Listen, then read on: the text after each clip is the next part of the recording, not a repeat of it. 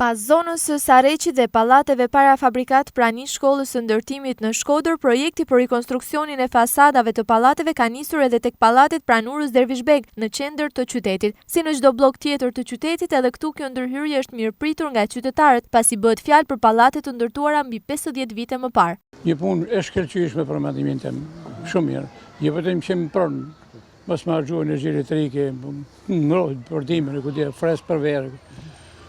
Për mua është jashtëzakonisht punë e mirë. Qytetarët duke vlerësuar këtë projekt kërkojnë që Bashkia Shkodër të shfrytëzojë të gjitha mundësitë për ta vijuar këtë ndërhyrje edhe në pallate të tjera, pasi në qytetin e Shkodrës ka shumë pallate që kanë nevojë për rikonstruksionin e fasadave. Patjetër vazhdojt.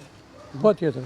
Nëse vazhdojnë me këtë rritje, më marr mendje që edhe Shkodra merr ta marrë që duhet me kanë. Shkodra ka qenë kryeqytet dikur me 1000 vjet.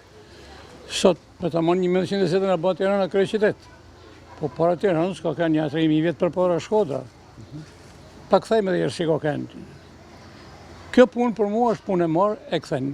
Ka nisë punë e marrë, punë për shmarrje. Deri tani në qytetin e Shkodrës janë rikonstruktuar fasadat e mbi 50 pallateve, duke filluar nga hyrja e qytetit në Xhabie, në Rust, në Sarreq, në rrugën Isuf Sokoli, pallatet parafabrikat në lagjen Manush Halimani, godina rektoratit të Universitetit Luiç Gurakuqi dhe së fundmi pallatet pranurës Dervishbeg. Janë mira familje banore të këtyre pallateve që kanë përfituar nga ky projekt i Bashkisë Shkodër.